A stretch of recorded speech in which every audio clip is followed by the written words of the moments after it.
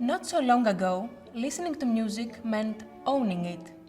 A CD on your shelf, a file on your computer. Then, in barely a decade, everything changed. Songs became streams, playlists replaced albums, and the music we loved turned into data flowing through invisible networks.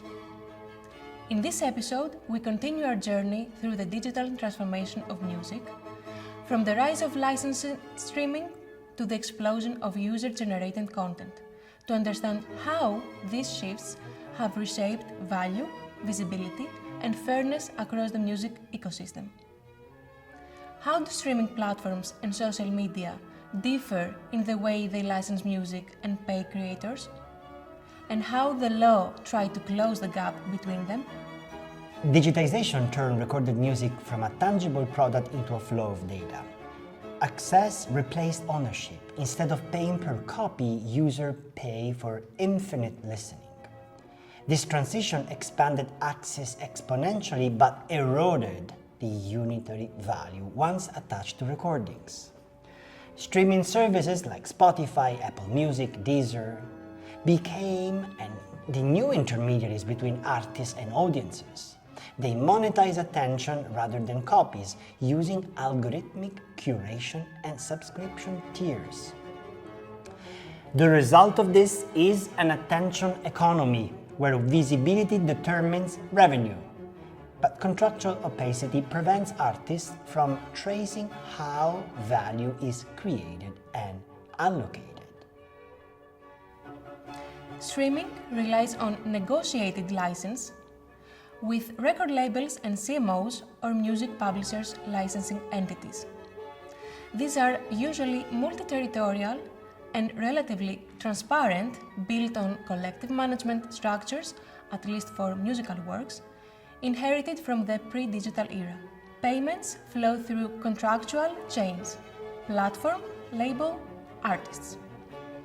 The case of Spotify illustrates this architecture. In practice, roughly 70% of its income is redistributed to right holders. Yet, under the pro rata model, most funds flow towards top stream catalogs. The company's algorithmic playlists reinforce concentration. What is discovered depends on data-driven recommendations rather than cultural diversity. Still, among digital intermediaries, Spotify exemplifies the licensed model, a system that, although imperfect, internalizes copyright value through negotiated remuneration. It is far from perfect, but it provides a structured, legally recognized system of compensation.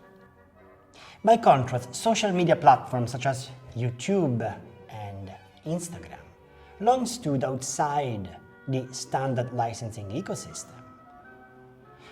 Social media enable users to upload and consume copyrighted content, generating massive advertising revenues while returning only a fraction to right holders.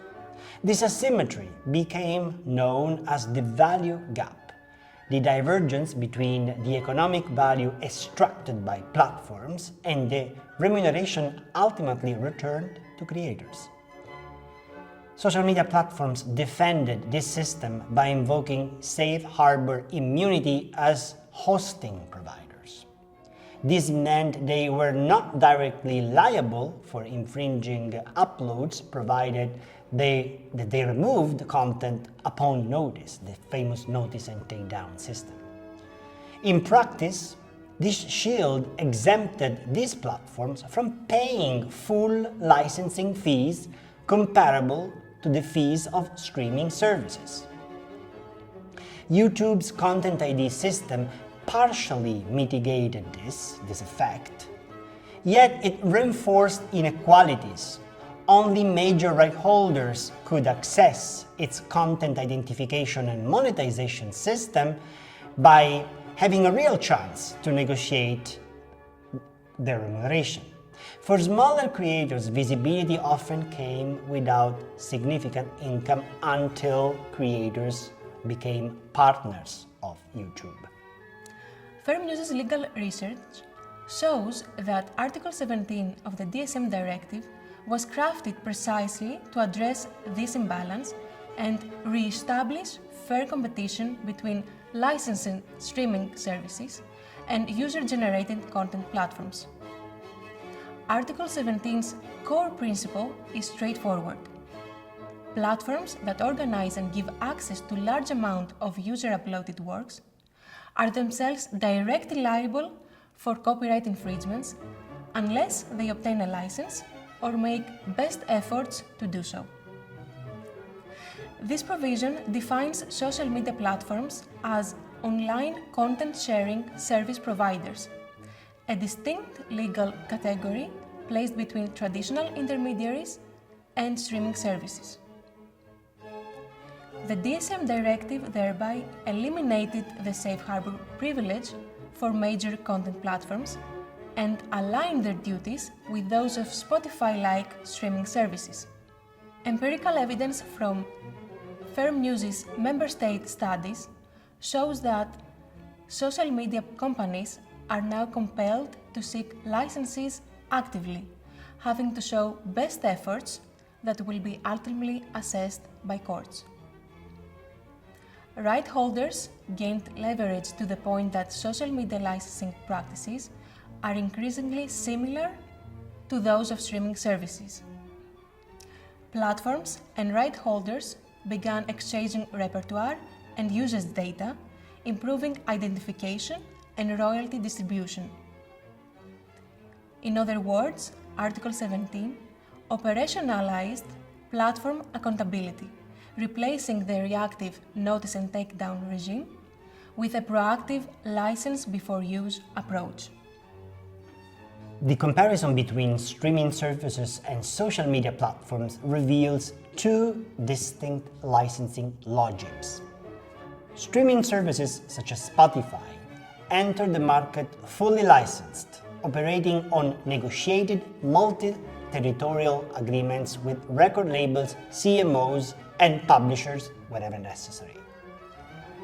Their hybrid subscription and advertising model, though imperfect, allows revenues to be calculated through per-stream metrics, namely a transparent but highly unequal system that privileges top-streamed repertoires.